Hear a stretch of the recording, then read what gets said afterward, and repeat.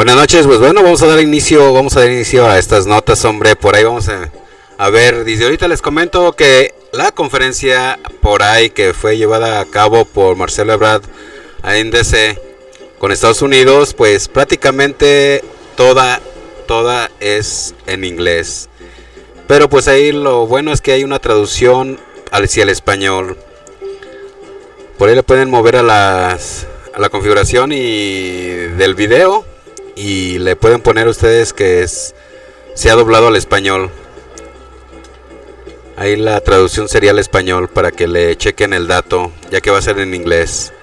Y así mismo pues vamos a ver también, hombre, aparte de la conferencia de Marcelo Ebrard ahí en Estados Unidos, pues habla de la seguridad, de las armas, de las detenciones. También por ahí se menciona lo de algunos operativos de la DEA, entre otras cosas. Vamos a ver también la entrevista que se llevó a cabo ahí con Adán Augusto. Y vamos a ver también qué está sucediendo, qué pasó ahí con la diputada Inés Parra, hombre, que votó en contra. Tal parece que ya le dio la espalda a Morena. No sé si sea ella la que se refería la persona Eric, quien es prácticamente mano derecha de Laida, si se refería a esta persona que ya le está dando la espalda por ahí a Morena.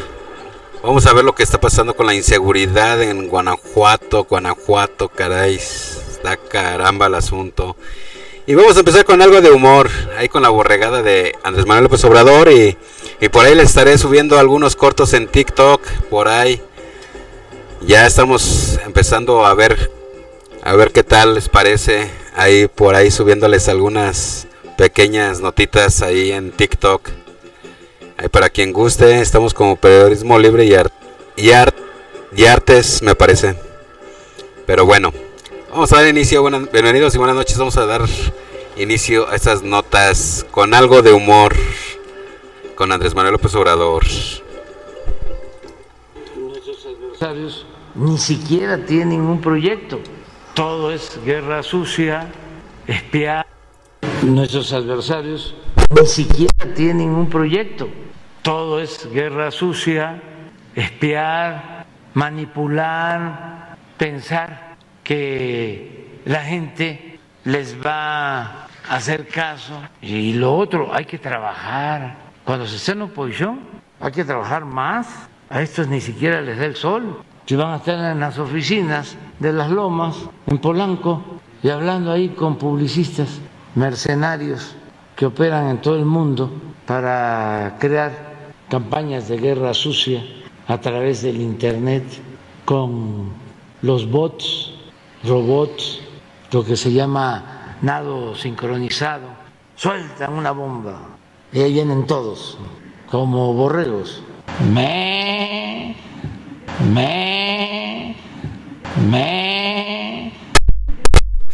Ay, caramba. Bueno, pues ahora pasamos a la siguiente, que es la inseguridad en Guanajuato. Guanajuato tiene casi 5 veces más presuntas víctimas de mujeres con lesiones dolosas respecto a la Ciudad de México en el periodo de enero a agosto del 2022, mientras que en Ciudad de México tiene 909 casos de lesiones dolosas, en Guanajuato alcanza, como ya lo decíamos, 4,469. En el mismo sentido, la Ciudad de México registró 45 feminicidios y 37 homicidios dolosos en el mismo periodo. Y Guanajuato triplicó el número de presuntas víctimas de mujeres de homicidios dolosos en la Ciudad de México con 256 casos. Y estamos hablando de la cantidad de habitantes que tenemos en Guanajuato comparado con la cantidad de habitantes que existe en la Ciudad de México. Algo no está bien, algo está fallando.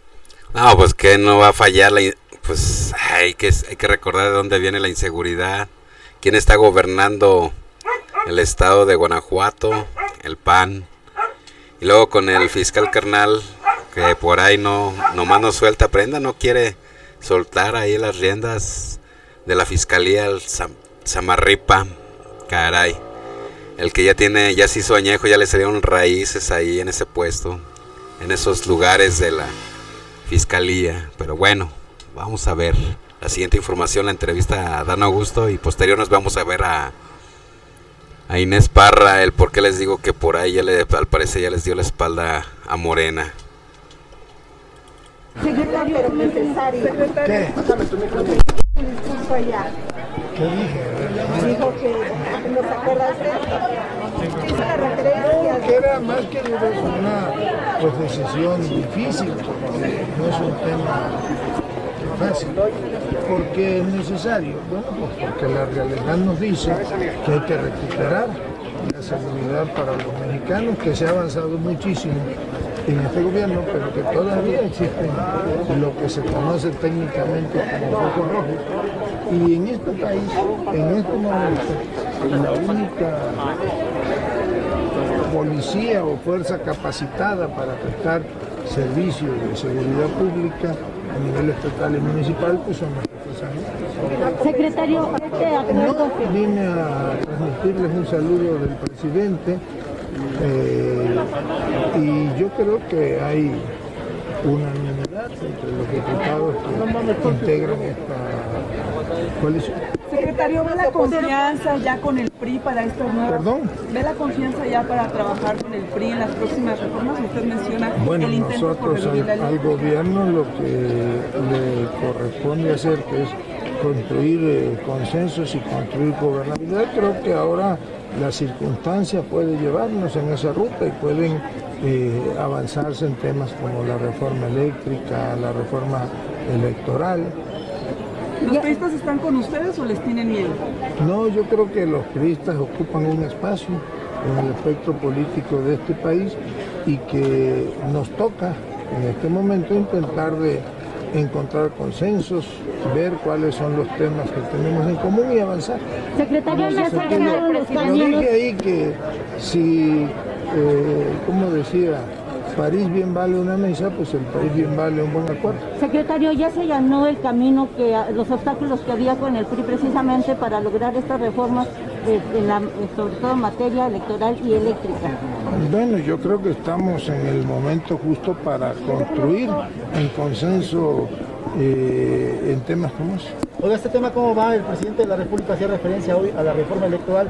¿Cómo se está manejando por parte de la...? Pues tengo entendido que están trabajando las fuerzas políticas aquí en el Congreso intentando construir una agenda en común. ¿Habría un poquito de apoyo de la Secretaría de Gobernación como pasó en el Senado con esta reforma? Bueno, nosotros no, lo que hacemos es mantener la comunicación permanente y ser un facilitador de acuerdos. Secretario, ¿por un mensaje a los diputados previo a la discusión de esta reforma? ¿Les vino a dar línea o No, cuál fue la instrucción además de este mensaje del presidente? De ninguna manera. Bueno, yo creo que no hay que quedarnos anclados en el pasado. Pues antes la tradición era que en la Secretaría de Gobernación se trabajaba entre penumbras y nosotros preferimos hablarle de frente a la gente y de frente a los legisladores y vinimos a intercambiar puntos de vista. Les vine a transmitir un mensaje del presidente de agradecimiento y reconocimiento de su trabajo. Secretario, ¿qué garantía hay de que después de esta reforma que se va a hacer para que la Guardia Nacional, los militares permanezcan 5 años más en las calles, que se va a mejorar la seguridad en México? Pues, ¿Qué elementos se ha venido en este gobierno avanzando en ese rubro y yo no tengo ninguna duda que se va a consolidar la Guardia Nacional y que vamos a ir construyendo cada día mejores escenarios de seguridad. Secretario, cuando construyeron este acuerdo con el PRI, ellos se comprometieron a transitar con ustedes en reforma electoral, en reforma eléctrica, al menos en una negociación. No, pero si somos capaces entre todos de construir un camino en común, pues podemos construir 2, 3, 4 y los que se requieran para la mejor marcha del país y para que haya más gobernabilidad. ¿Ya se confirmó el primor? ¿Perdón? ¿Ya se consolidó el primor? No sé en qué estará usted pensando. ¿Confían entonces en que el PRI los pueda acompañar en otras reformas constitucionales? Yo creo que nuestro trabajo es buscar que todas las fuerzas políticas puedan acompañar la tarea y la propuesta del gobierno. Pero los aliados naturales serían los del PRI, precisamente los legisladores del PRI, secretario. Yo creo que nosotros tenemos que la esperanza de construir con todos y entre todos. Ahí ayer hubo un signo, pues ayer hubo una votación que tuvo 400 y tantos votos, prácticamente unanimidad en los legisladores del PAN y de otras fuerzas políticas. Bueno, pero son reformas diferentes. El diputado Gutiérrez Luna hablaba de una primera señal de consenso. Pero, y ahí, si me permite, yo le diría, pues hace unos meses hablábamos o se escuchaba que no había diálogo, que había moratorias legislativas. Pues ayer ya quedó demostrado que son otros tiempos y que no hay ninguna moratoria legislativa cuando se trata de construir en común beneficio del país. Bueno, pues muchas gracias. Ya me voy. Pero ya no leyó. No, hay cosas mucho más importantes que eso. De las filtraciones de Guacamaya Leaks. Por cierto, pues ayer, imagínese, ¿usted qué preferiría ver el partido de los Yankees que ganaron 4-1 o ponerse a leer un libelo? No, pues ver el partido. Pues ahí está. De las filtraciones, de Guacamaya que lo señalan que usted entregó los cargos de la Secretaría de Seguridad Pública al narco, ¿qué tendría que decir? No, nada, qué pena. ¿Son verdades, son mentiras esas filtraciones? Bueno, ¿Hay verdades, hay mentiras o todo es falso o qué? Si yo le digo que es una mentira, usted va a decir que lo estoy engañando, y si le digo que es una verdad, pues también. Entonces, no tengo nada que opinar al respecto. Así es, Zunias, saludos, bienvenido. Igualmente, Deme Salgado. Es bueno para contestar. Yo siento que ese es el que lleva la delantera ante los 3 candidatos, pero bueno, esa es decisión de cada uno de nosotros. ¿Y por qué les comento en la siguiente información que le da la espalda a Morena? Pues a ver qué está sucediendo con esta diputada Inés Parra. Vamos a ver por qué les comento lo siguiente. De comunicación, ante el bloqueo que tengo para utilizar la tribuna y fijar postura sobre el sentido de mi voto, sobre las modificaciones al artículo 5º transitorio que regresa en forma de minuta de la Cámara de Senadores a esta Cámara de Diputados para votar nuevamente la ampliación del plazo de la estancia de los militares en las calles, en labores de seguridad pública, por lo que les manifiesto que mi voto será en contra de la reforma militarista que amplía al estado de sitio que vivimos en México. Ya que, por cierto, se ha demostrado la inviabilidad de seguir manteniendo al ejército en las calles. Los capos siguen haciendo de las suyas, corrompiendo ahora a los militares, siguen libres sin procesos judiciales y menos han sido detenidas las cabecillas del crimen organizado, que tienen en vilo a la sociedad por su actitud abiertamente agresiva. Es una estrategia fallida seguir en la terquedad de la militarización de la seguridad pública en nuestro país. Es apremiante que desde el Poder Legislativo vayamos vigilando, evaluando y exigiendo el cumplimiento de la capacitación a la Guardia Nacional. Ya han pasado 3 años desde la creación de la Guardia Nacional, que se constituyera el 26 de marzo de 2019 y de su ley y publicada en el Diario Oficial de la Federación el 27 de mayo de 2019, que indicaba que el Ejército debería capacitar y disciplinar a la Guardia Nacional. El secretario de la Defensa Nacional, Luis Sandoval Crescencio, no ha dado resultados de esa capacitación y pide de manera ventajosa y comodina más tiempo. Se le darán 9 años, ahora ampliando su plazo hasta el 2028. Y se propone un intento de control por parte del Congreso de la Unión, que es lo único rescatable de las modificaciones hechas en el Senado con la integración de la Comisión Bicameral para dar seguimiento de las acciones de los militares en las calles. Aunque recordemos que los militares en México rehúyen a ser supervisados y menos que se les cuestione o se les pidan cuentas e información de sus actos, siempre arguyendo de la reserva de la supuesta seguridad nacional. Por otra parte, la modificación en el Senado de darle más dinero a los municipios y estados, creando un fondo sin mecanismos de control, es otra vez integrar un barril de cochinos, que seguramente malgastarán los presidentes municipales y gobernadores. Ya esa historia la conocemos, ya tuvieron 2 décadas los gobiernos locales desviando recursos con capacitación cero y nulos resultados en la profesionalización y eficacia de las policías municipales y estatales. La propuesta de reforma al quinto transitorio constitucional de 2019, propuesto y modificado por los priistas Yolanda Alito y Silvana Beltrones, es una propuesta militarista a cambio de impunidad para Alito y dinero extra sin control para los gobiernos locales y municipales. Es una propuesta perversa de origen, por eso reafirmo mi voto en contra. No puedo apoyar una propuesta militarista que canjea impunidad y corrupción. La reforma Yolanda Alito Beltrones es un descarado chantaje, una afrenta a la nación y un pacto pernicioso entre Morena y el PRI. Estamos viviendo la degeneración nacional. Por eso no apoyaré esta reforma viciada de origen. En este momento, lo que deberíamos estar debatiendo desde el Congreso de la Unión serían reformas integrales a la Fiscalía General de la República y a las 32 fiscalías de los estados para hacerles ya responsables en pleno derecho. Hasta el momento no se ha dicho ni se ha tratado que las instancias para combatir la delincuencia son las fiscalías, la Fiscalía General de la República y las 32 fiscalías estatales.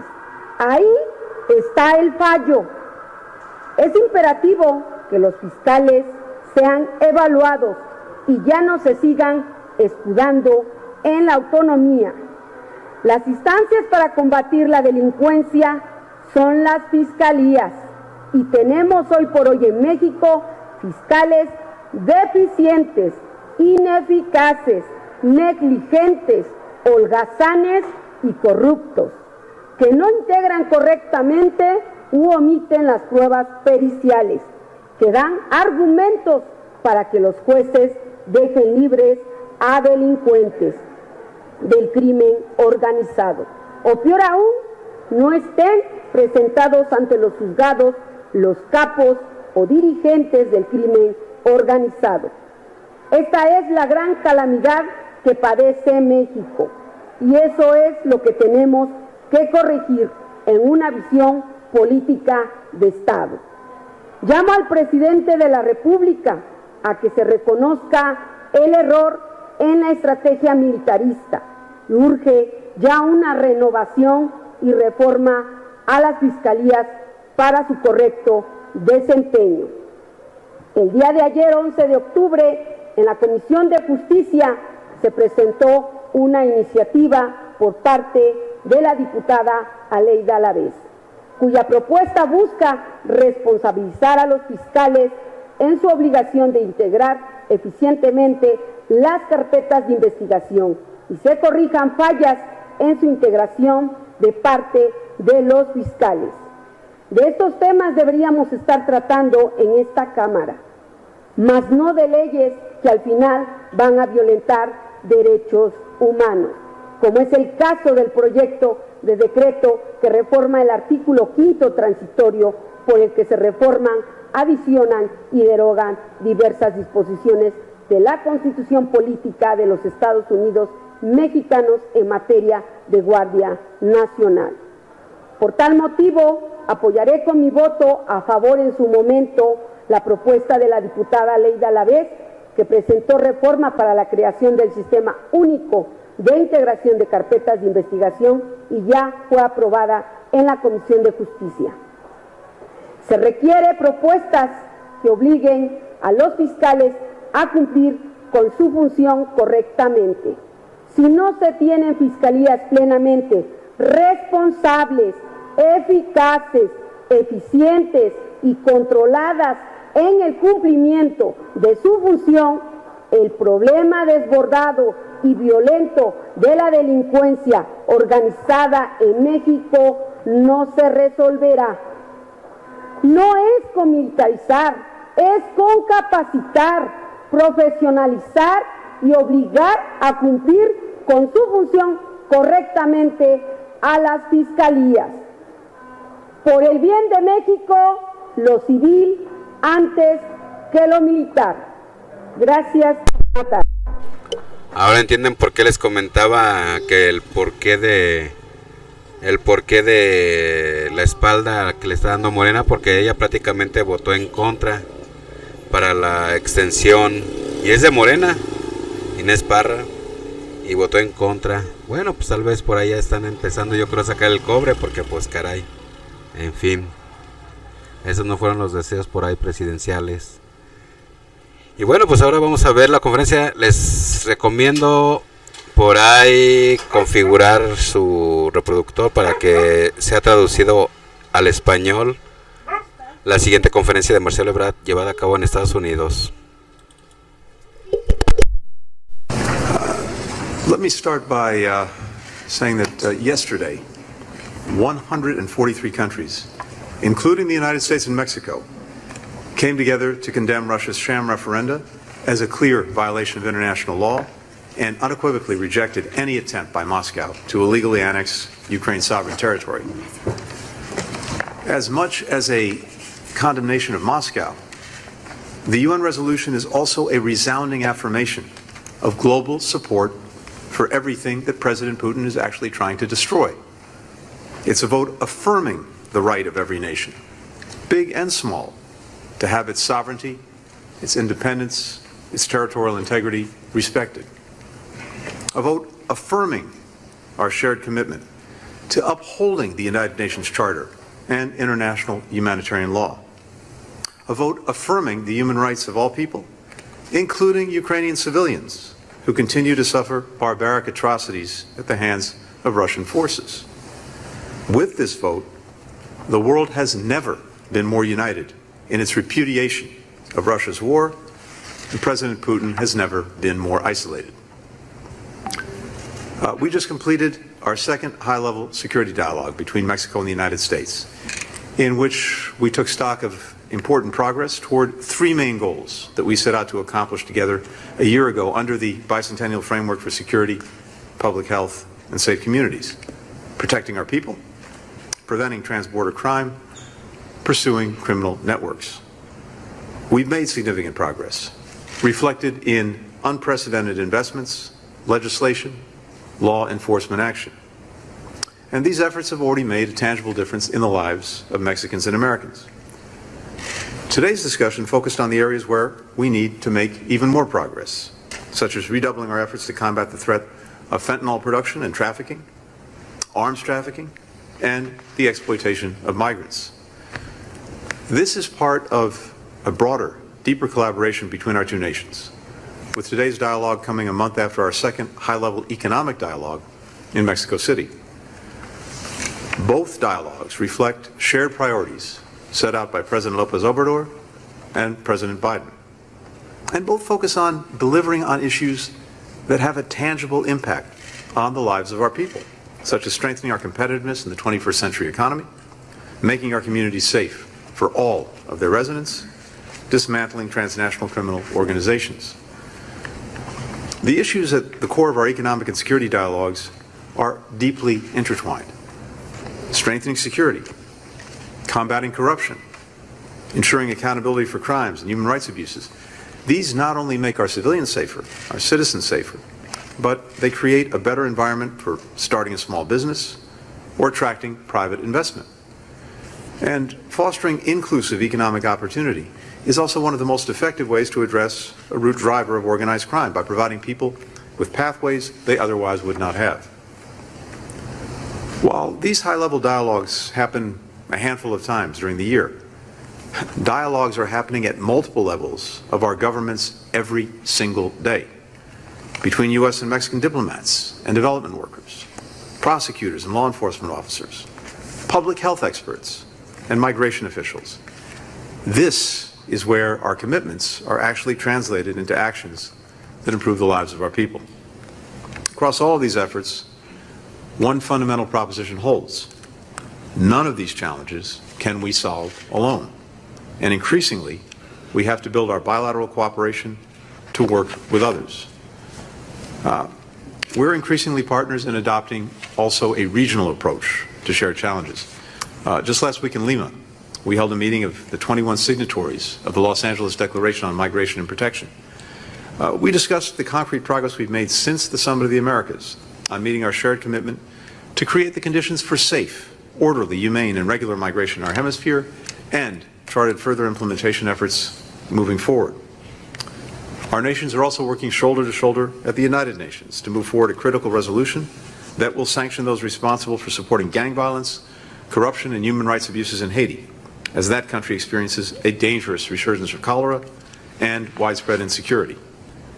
And so, across the bilateral, the regional, and global cooperation, we have, I think, one of the strongest, if not the strongest partnership we've seen, certainly in my experience.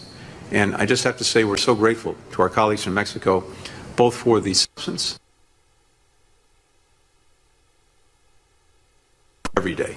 With that, Marcelo, the floor is yours. Thank you very much, Anthony. I'm going to turn to Spanish. Muchas gracias por la... Thank you very much for your warm welcome and for our meeting today. President López Obrador proposed a security strategy that starts with dealing with root issues. There are 2.2 million young people who are working, building the future, Centrando Vidas, 500,000. So we're helping many families and people. The idea is to make sure that there's no impunity. A national commission for searches was created, as was a National Guard, because the president wanted to secure our territory, because there were hundreds of police officers who continue to work. And there's a fourth issue, which is the agreement with the U.S. in the area of security. So this piece is working. The bicentennial framework has shown results. That is important. We signed this a year ago. I think we are the only two countries who have a framework with a plan of action and periodic evaluations in every area to protect our societies. I'll give you just an idea of what we're talking about. This morning, I was saying that it is thanks to the work between the U.S. and Mexico. 32 million weapons did not end up causing lethal wounds in our countries. These were secured before they continued killing people. 17 million rounds of ammunition. Tons of chemical substances, methamphetamines, 94 tons of cocaine. A good part of that cocaine has been seized on the high seas with common communication systems with the United States, 129 ships, labs throughout the country.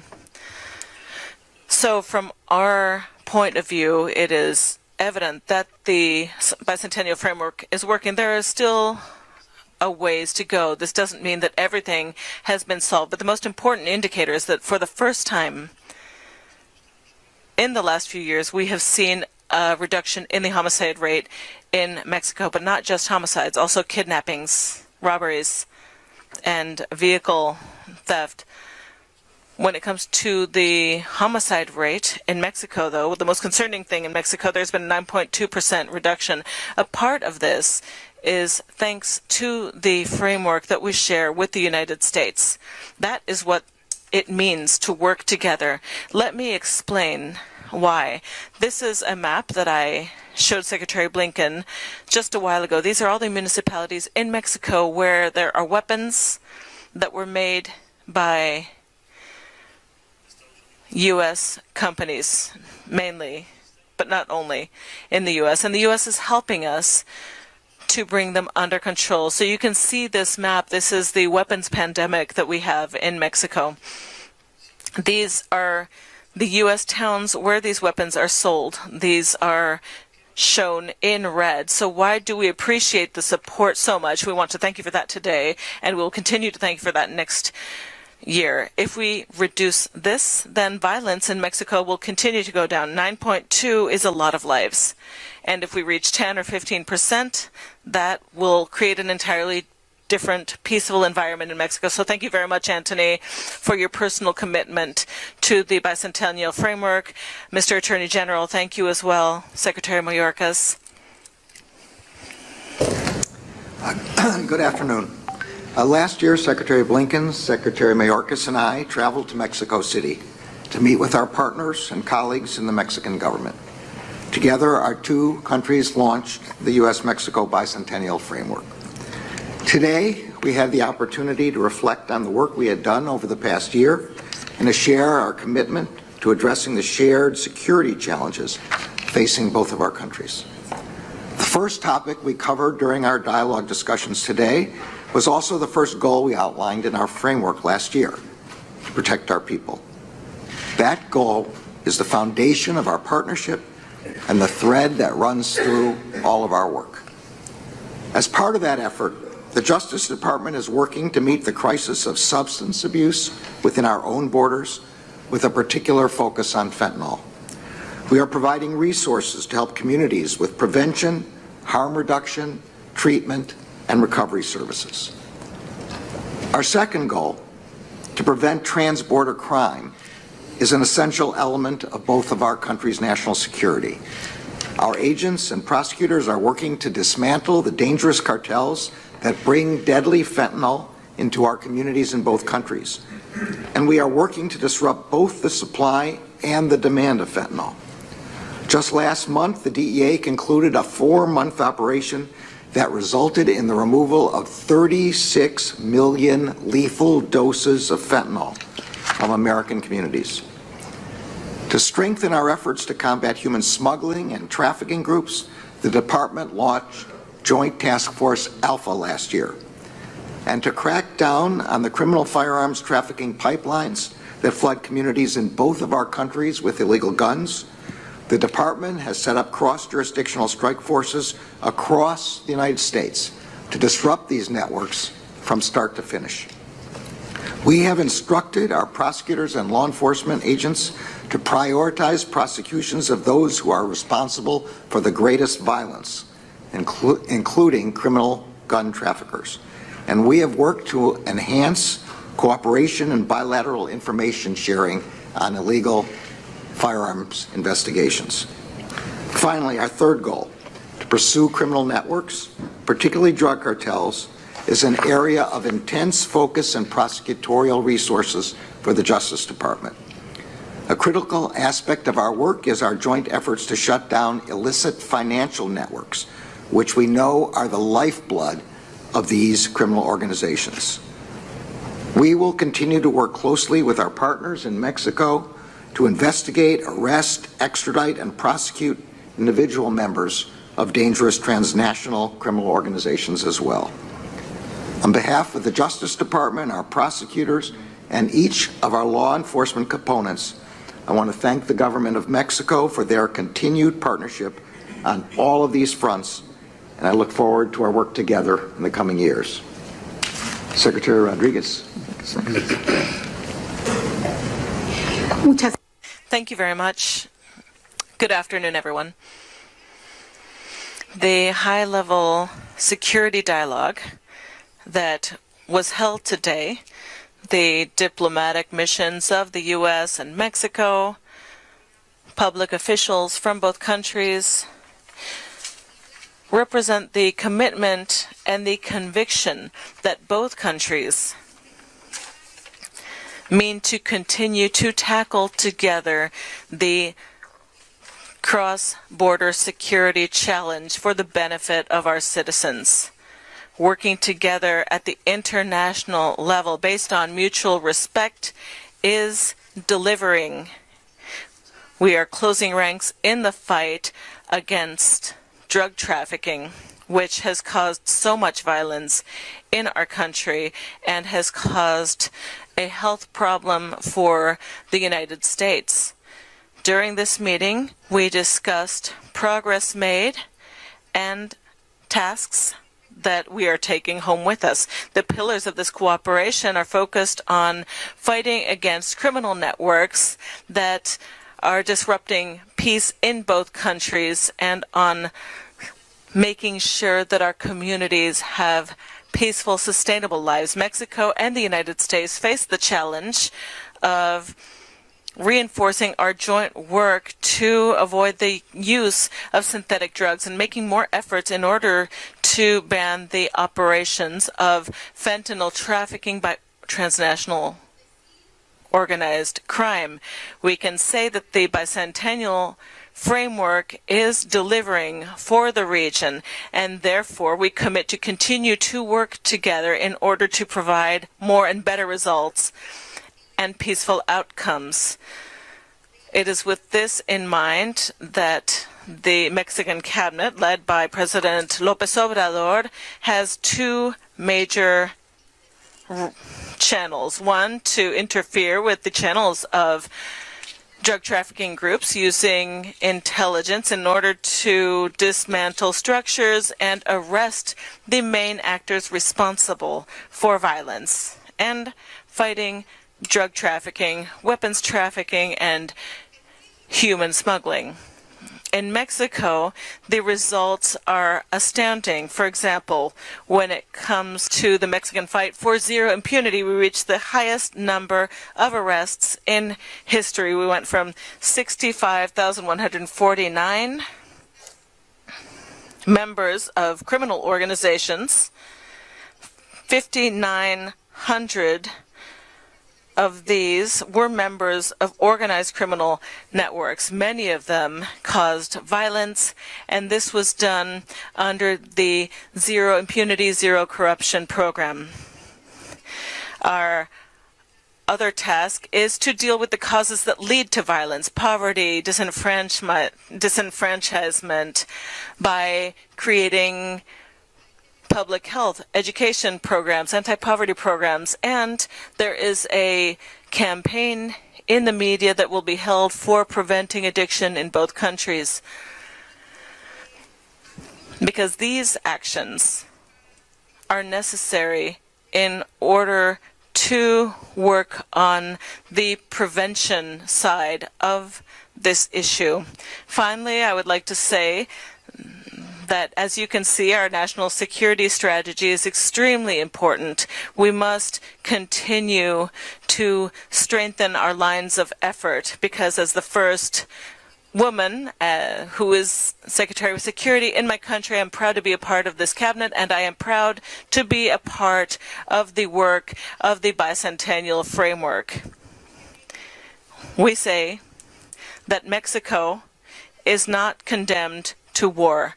Mexico is destined for peace. Thank you very much, Secretary. Good afternoon. The government of Mexico is among our strongest and most valued partners. I am extremely honored to be here to mark the 200 years of friendship between our countries. The Department of Homeland Security is proud to play a role in implementing the historic bicentennial framework for security, public health, and safe communities, and honored to be a co-chair of the U.S.-Mexico High-Level Security Dialogue. We share so much with Mexico. Our history, our cultures, our heritage are inextricably linked. Our economies depend upon the efficient flow of trade and travel across our shared border, and DHS, our Department of Homeland Security, is committed to ensuring our security and efforts facilitate lawful trade. We also have shared challenges. Our two nations face an increasingly complex and dynamic threat environment, including arms trafficking, migrant smuggling, and fentanyl trafficking. And we are committed to facing these threats with our neighbor, our partner, and our friend, Mexico. Today, the high-level security dialogue, our two countries discussed ways in which we can improve upon our joint efforts. DHS is committed to doing its part in several ways that I'd like to comment on briefly now.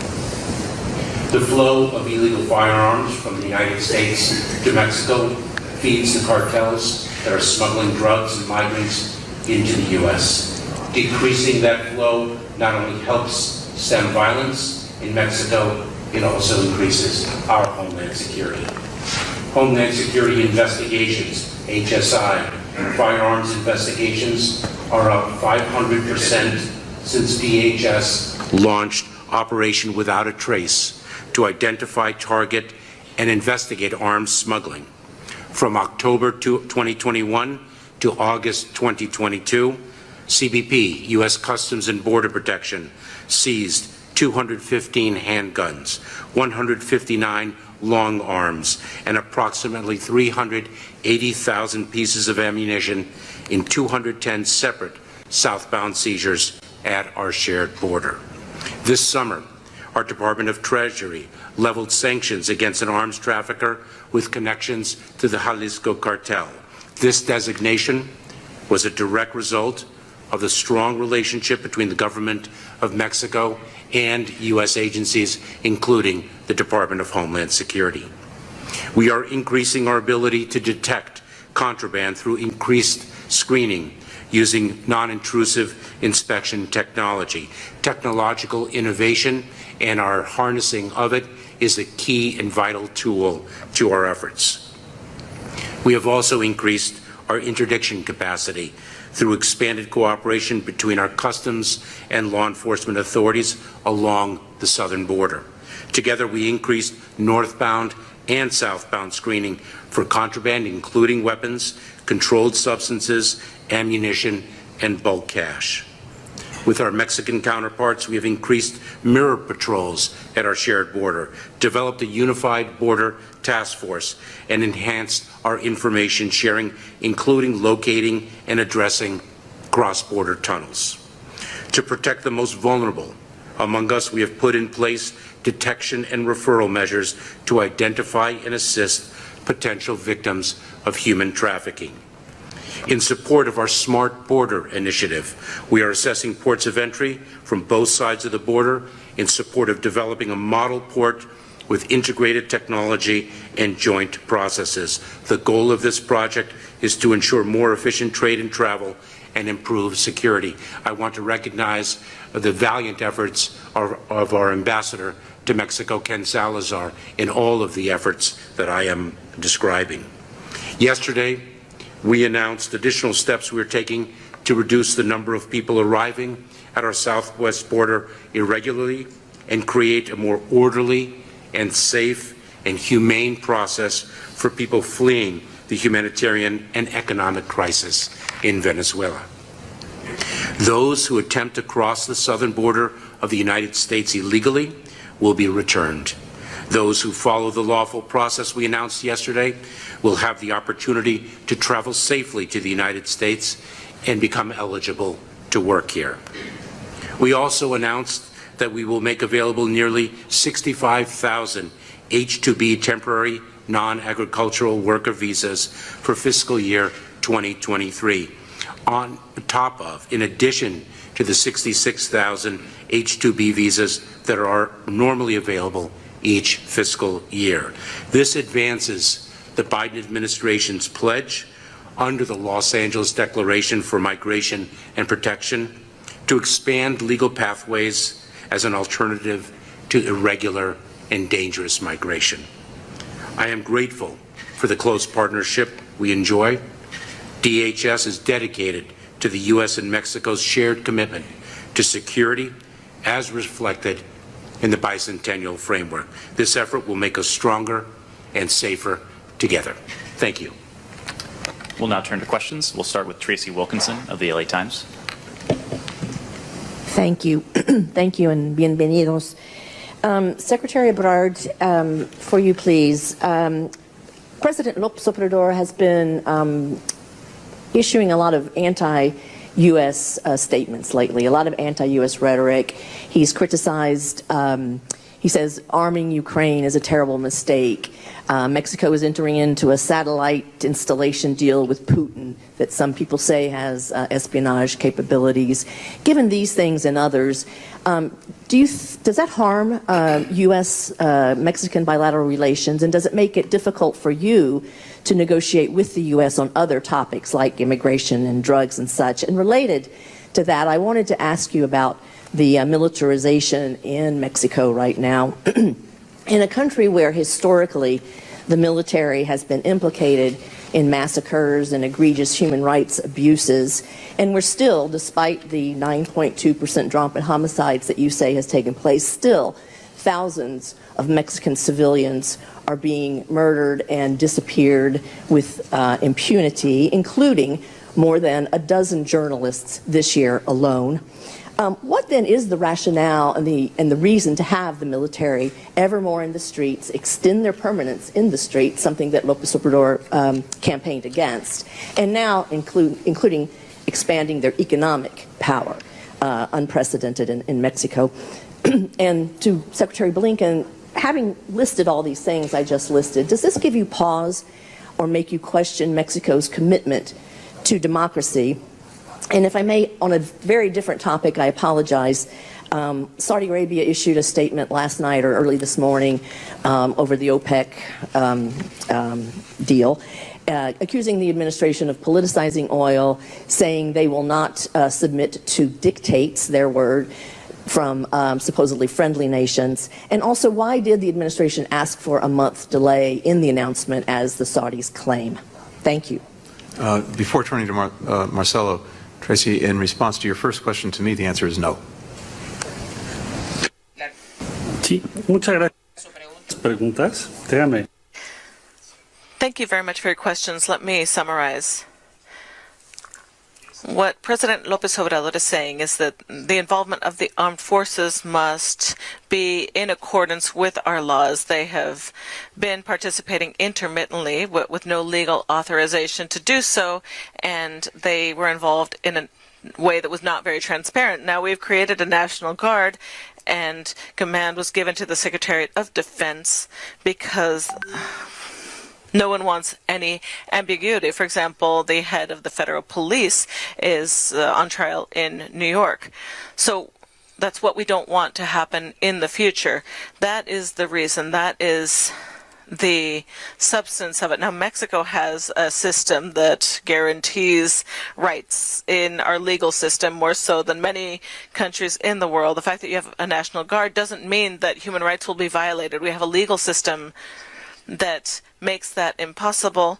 And to convince you, I would say the following. Look at the number of complaints with the office at the National Guard, and it's much lower than with any law enforcement agency in the country right now.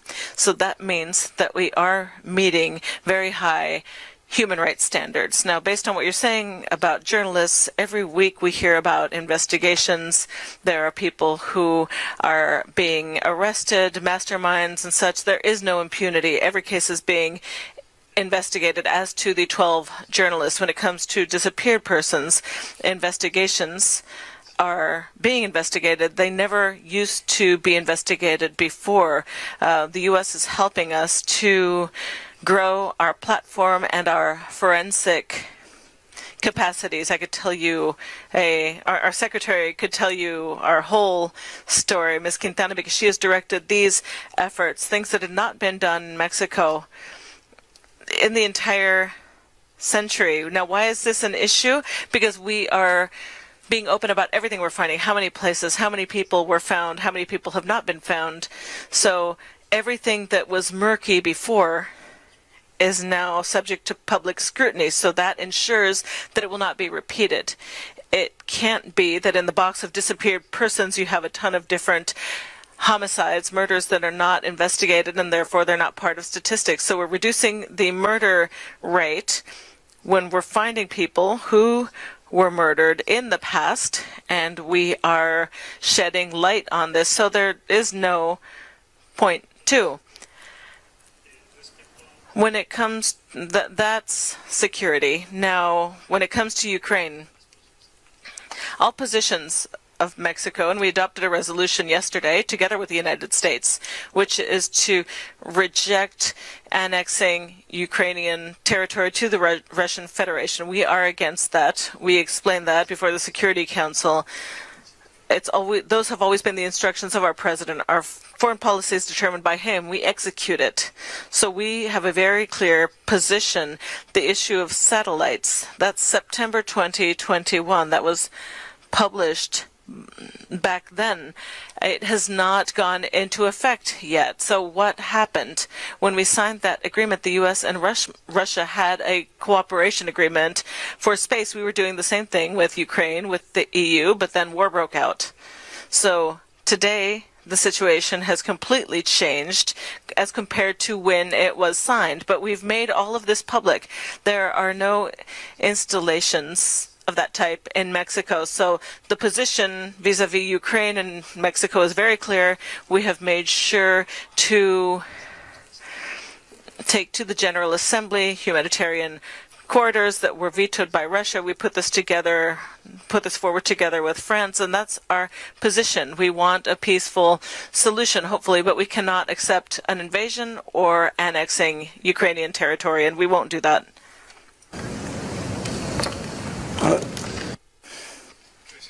To OPEC, a few things. First, just to review the history here, the Saudis had conveyed to us, both privately as well as publicly, their intention to reduce oil production, which they knew would increase Russian revenues and potentially blunt the effectiveness of sanctions. We made clear that that would be the wrong direction. On that basis alone, the impact that it would have potentially on sanctions, but also because we're in a global economic recovery. The recovery is fragile. We're dealing with headwinds from COVID. We're also dealing with headwinds from the Russian aggression itself. And so now is not the time to take energy off the market. For many, many months now, President Biden has been making clear that our goal when it comes to energy is to make sure that there is enough supply on world markets to meet demand. And particularly as we head into to winter in various places around the world, that's even more important. And so that was the lens through which we saw the OPEC decision. They also presented no market basis for the cuts. We said that to them, and we suggested that if they did have concerns about prices going down significantly, if their objective was to keep prices at a certain level, they should wait and see how markets reacted over the coming weeks, and wait at least till their next monthly meeting. So that's what we strongly urged them to do for the reasons I just said. They didn't do it, and as you know, we are not only deeply disappointed in that, we think it's short-sighted, and as the President's made very clear, that decision has to have consequences, and that's something that we're reviewing as we speak. The President's also made clear that given the strong bipartisan reaction against the OPEC Plus decision, that he wants to consult with leaders of Congress when they come back from the campaign trail to look at the most effective steps that we can take moving forward, keeping in mind that we have a multiplicity of interests with Saudi Arabia, and our policies need to reflect that. From before he was president, the President's made clear that we need to recalibrate the relationship with Saudi Arabia. We've been engaged in doing that for the better part of 2 years. We've taken a number of steps last year, including the focus on human rights, the efforts to end the war in Yemen, policies on arms sales. And that process is now continuing with one goal in mind, to make sure that the relationship between the United States and Saudi Arabia more effectively addresses and advances our interests. Ariel Mutsatos from Televisa. Thank you. Bueno, en español. I'll ask my question in Spanish because we're going live. There's violence in both countries that comes from weapons, and being very honest, all of you here continue to provide data, but both in Mexico and in the United States, weapons continue to kill people. In Mexico, because cartels obtain these weapons because of permissiveness in the United States when it comes to purchasing these weapons, and in the U.S. specifically also because of that permissiveness. So beyond policies and the political use that governments on both sides have made of this issue, my question is, do you, not as politicians, but as public servants, do you believe that it is feasible to solve the weapons problem? And if you can, very specifically, tell us what actions must be taken, what actions are needed in order to solve the weapons problem. My question is for Foreign Minister Ebrard and for Secretary Blinken, but if Secretary Mayorkas or the Attorney General would like to answer, you're welcome to do so as well. Thank you very much. Yes, thank you very much for your question. We believe that that issue is like other issues. It's a security issue. These are very complex, but I think that there is a solution to them. If we didn't think that, then we shouldn't be public officials. If you think that you're not going to fix something, then please just step down. It would be an intellectually dishonest act. So of course there is a solution. Of course it is complex. We have worked very closely with Secretary Mayorkas' department as well as the Department of Justice with the support of Secretary Blinken to achieve the following. This map showing where we find the weapons that I showed you earlier. This map shows where more weapons are found secured in Mexico. So you'll see in dark blue shows where there are more weapons. On the border then, we have a higher number of weapons because we can surveil who is coming in with weapons. This is a map that we created together with the United States as far as who sells them. These are 10 counties in the United States that sell the most weapons. We couldn't do this without the help of the United States. This is a common plan. What actions are going to be taken? Secretary Mayorkas asked us to create a working group for additional measures that we are requesting. We have already made significant achievements, but we want to achieve even more. And to that end, 20 different measures are suggested that are short-term regulatory issues, seizures for anyone who wants to take weapons to Mexico, just as we have in Mexico. So there is that. These actions, I do believe that these actions will allow us next year to obtain even more positive outcomes than we have achieved this first year. That is the end of my first comment. But total weapons in Mexico, over 55,000 from January 2020 to September 2022. 55,900 weapons. Of these weapons that were seized, thanks to the bicentennial framework, these did not fall in the hands of criminals. We believe that it was a number of about 37,000. We were able to interrupt these. That is, or we would have been able to seize them after a crime had been committed. So we have done better, and that is what we are proposing, and that is what is feasible. So I am not just hopeful, but I have the conviction that this is vital to for Mexico because it's linked to the fall in the murder rate. That is clear. We're being more effective. There are fewer murders. So there is a solution, and we are going to solve it. In part because I didn't fully hear the question.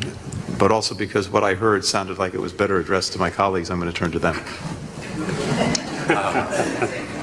I'd be pleased to answer the question. I want to make very clear that what we're not talking about is a matter of gun policy in either country. What we're talking about is something about which there is unanimity in view, which is that it is illegal to traffic firearms against the law across an international border and arm traffickers and smugglers so that they can exploit vulnerable people and harm innocent people in another country. So there is unanimity of view in that.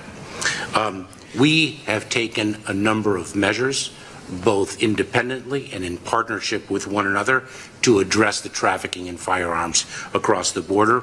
I cited some of the examples, some of the data that reflect the success that we have had. The gravity, the seriousness of the problem is quite significant. And this is exactly the reason why we get together in a U.S.-Mexico high-level security dialogue to assess the strategies that we have employed, to understand their successes, and to see what the gap is between where we are and where we need to be.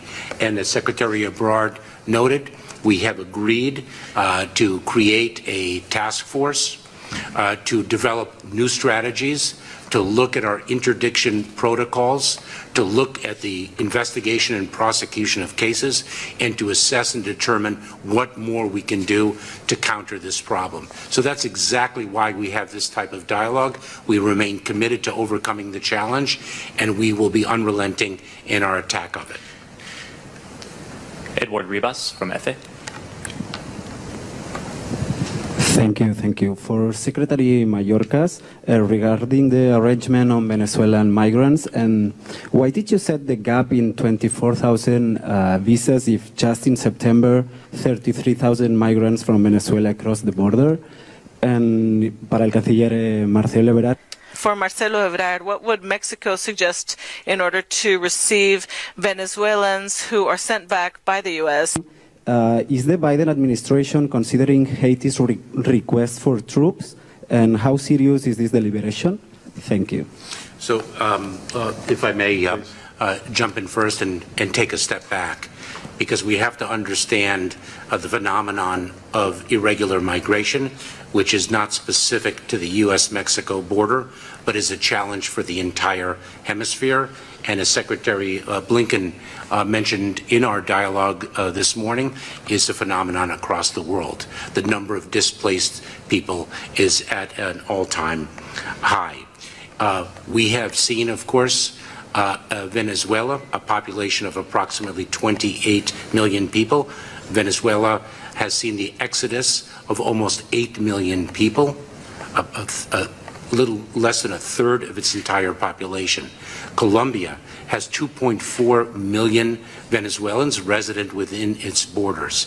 Migration, irregular migration, is a phenomenon across our hemisphere. Costa Rica, now, more than 2% of its population is Nicaraguan. So this is a phenomenon that is really gripping the region, and why our multilateral efforts are so critical.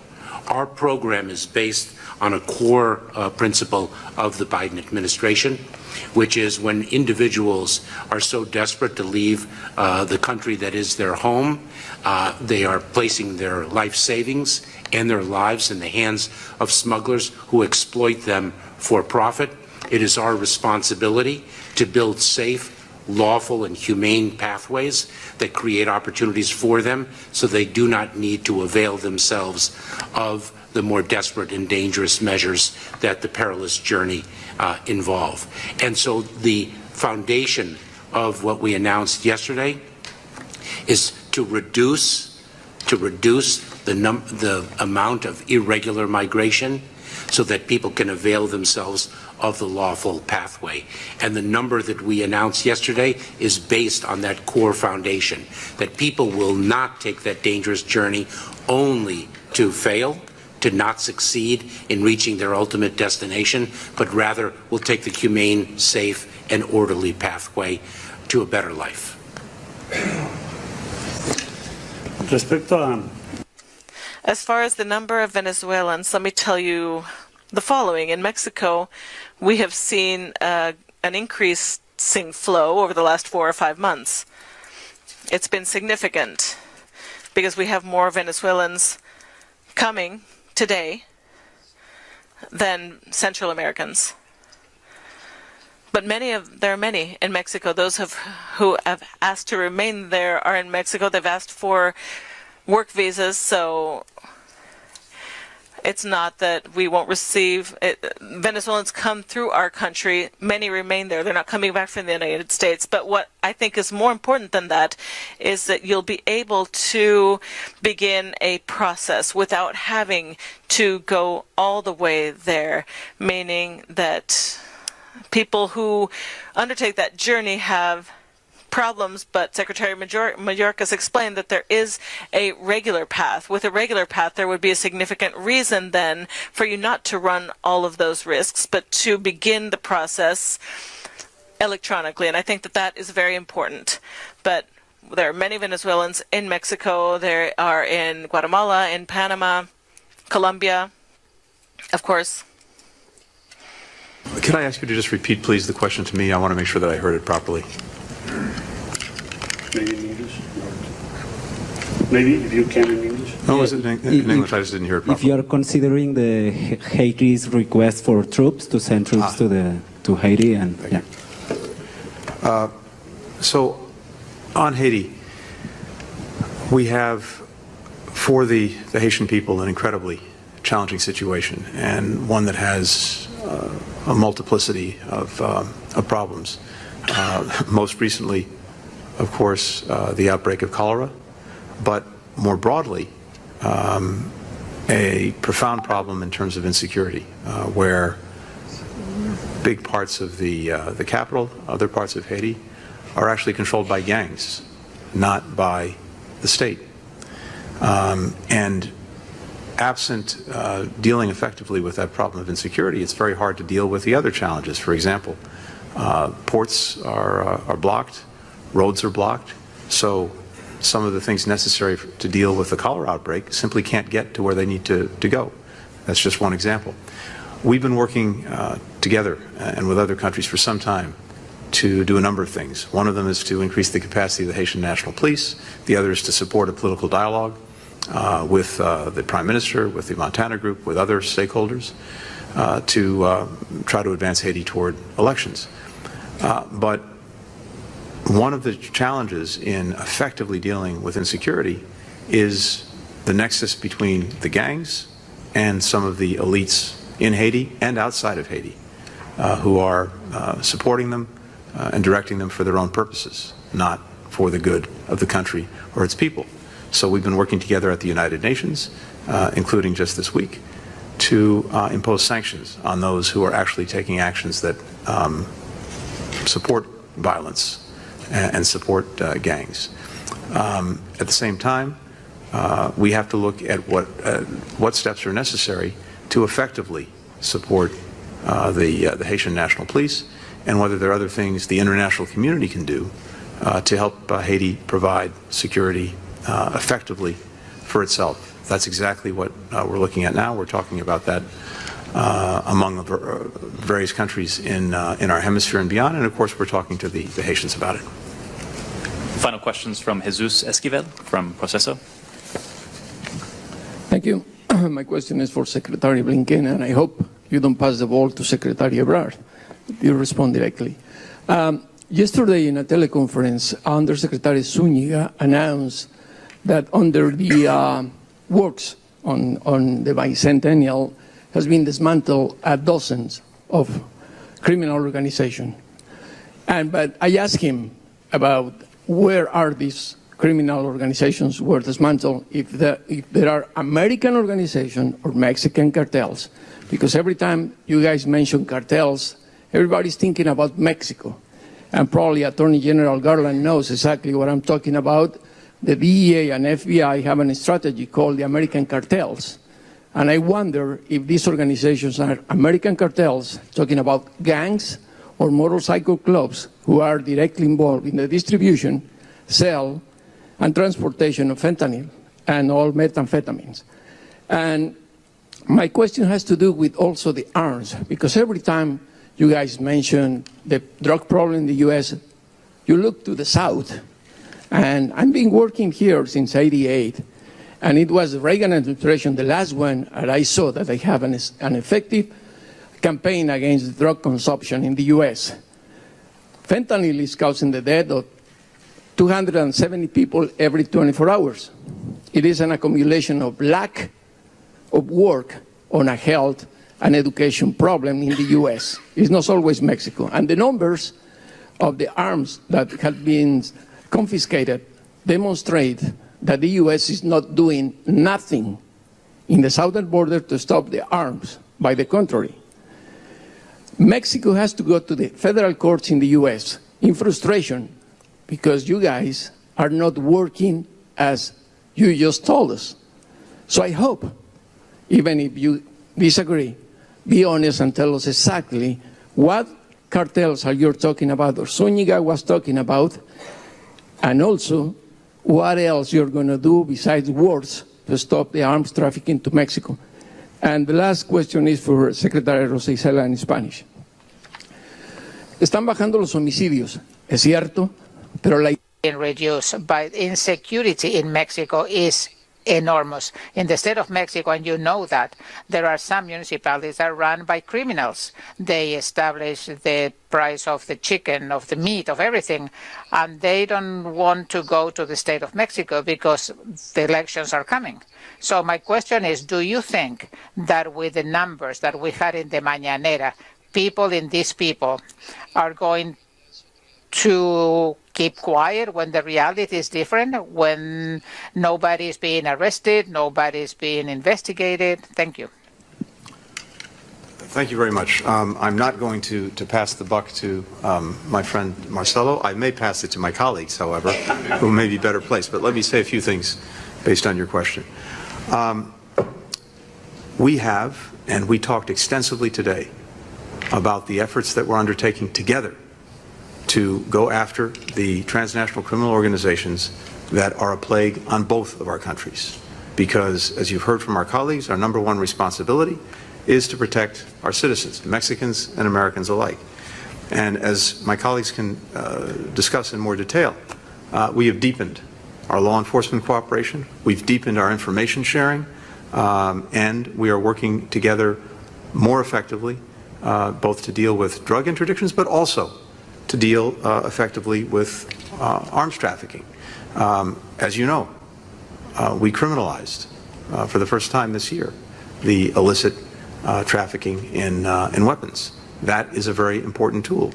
The numbers in terms of the seizures are up significantly from a year ago.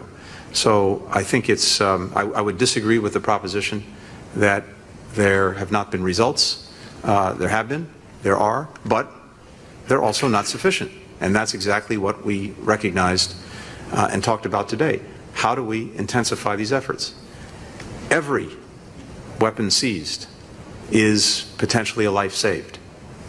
Every drug lab that is disrupted is potentially a life saved. And as you've heard from all of us today, and we have the detailed information to support it, lots of lives have been saved as a result of our efforts. But we both believe that we have to do more because the magnitude of the problem is great. Let me just say on fentanyl before turning to my colleagues. We have about 110,000 deaths by drug overdose in the United States every year. Of those, roughly 70 to 75% are tied to synthetic opioids, notably fentanyl. So this is killing more people than gun violence and traffic deaths combined. So we are deeply committed to acting effectively against it. Mexico is also experiencing directly the ravages of fentanyl and synthetic opioids. Deaths are going up there as well. We have a comprehensive effort together that focuses on every aspect of the problem, starting with education. You've heard also Secretary Rodriguez speak to this. It's vitally important that we educate all of our people, especially our young people, for whom this is particularly dangerous about the threat from fentanyl and synthetic opioids. We are doing that, and I think the Attorney General can speak to the campaign that we're undertaking. Mexico is doing something very similar. We are working very hard as well on making sure that the precursors that go into making fentanyl and other synthetic opioids that are legal but then get diverted to illicit purposes, that the international community is doing a much better job in tracking those and making sure that if you're sending chemicals somewhere, you know who you're sending them to, and they're not diverted.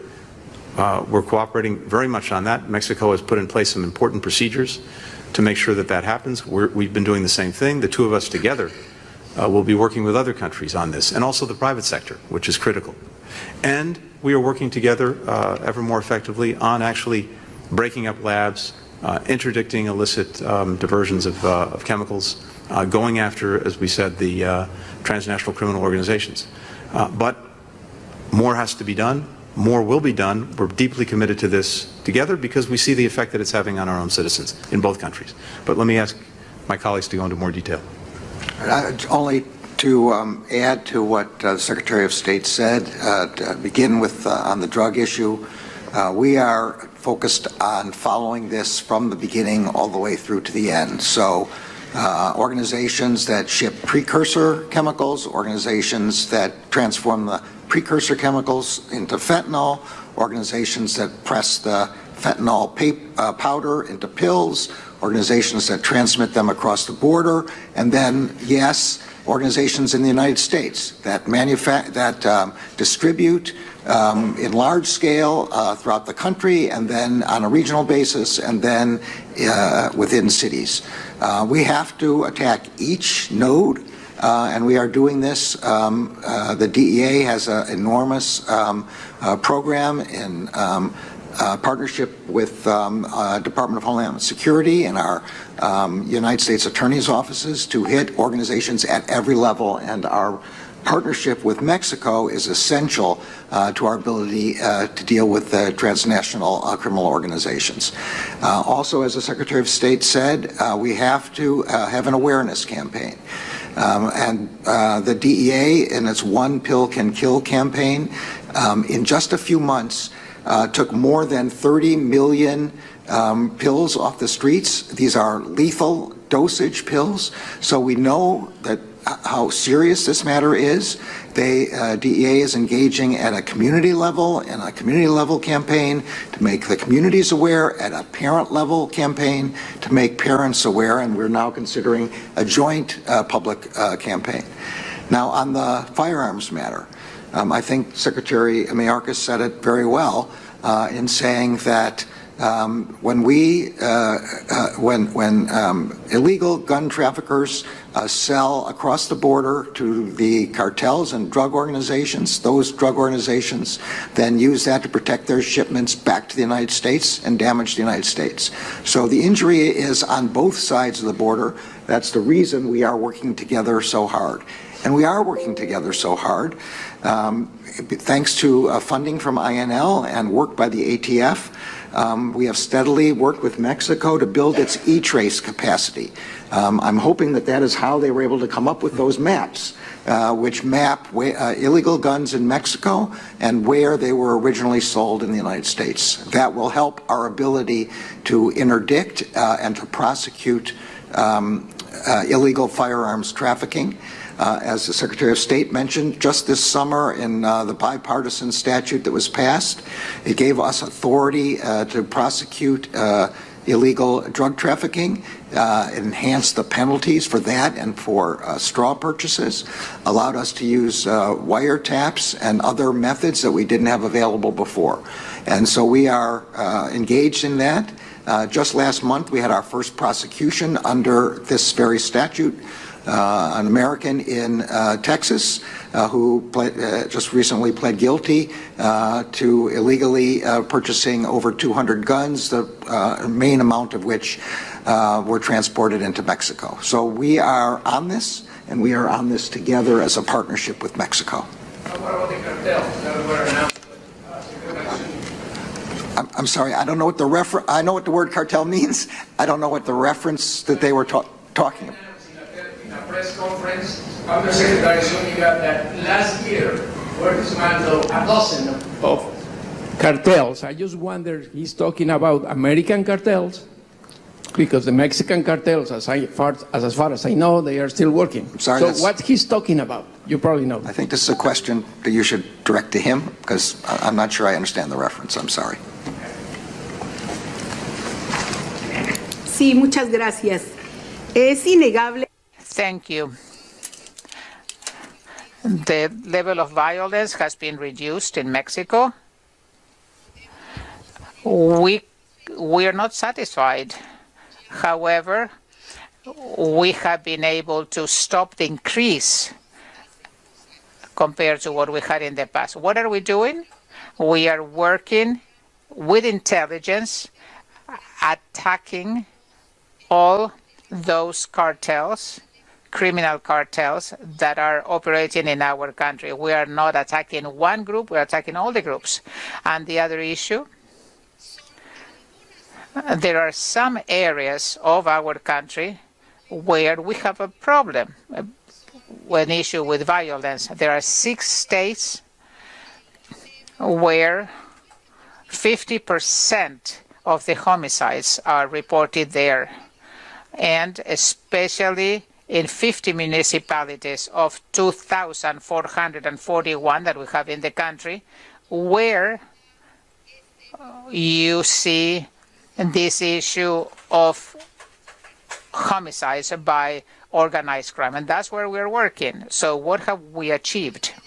Well, about 65,000 people that have been detained. 5,400 are members of organized crime. So, based on the statistics that you mentioned, what do they mean? Each homicide, each crime has a file, and the different prosecutors' office send us this information. They are not our numbers of the federal number. They are numbers that come from the 32 states of the country, and that's where we come out with the number of homicides. But in 2021 and 2022, we can see a slight decrease that we are reporting, and we think that the trend is downward because of all the work that we do day in and day out. So, there is somebody from the Security Council, like Secretary Ebrard. Every day at 6 a.m., he starts working to be aware of everything that is happening in the country. And that's where decisions are being made. When the whole cabinet is there, the ministers, the secretaries are there, and the president itself.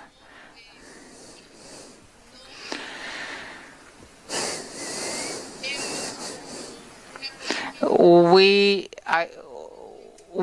give this problem the relevance that it merits, and we are working together with the members of the Biden cabinet that are here today. We are working in coordination with Secretary Blinken and the members of the U.S. government. Thank you. Con esto damos por terminada la conferencia de prensa. Muchas gracias. Bueno, pues acabamos de escuchar a Marcelo Ebrard allá en la conferencia de prensa, allá por aquel rumbo de los Unites. Ay, caramba. Tráfico de armas, la DEA, que tantos detenidos, operativos por 3 o 4 meses, llevados a cabo por la DEA. Ay, no. Pero bueno, caray. Estuvo bueno, pero pues casi poco los entendemos. Pero bueno, vamos a ver. Saúl Gómez, saludos mi estimado. Gracias, Saúl. Y pues, ay caray, ya llegaste barriéndote. Ya prácticamente habíamos terminado, pero pues no le hace. Entonces te quedas al remojado al recalentado de la noticia. Y recuerden que por ahí vamos a estar subiendo también algunos TikToks.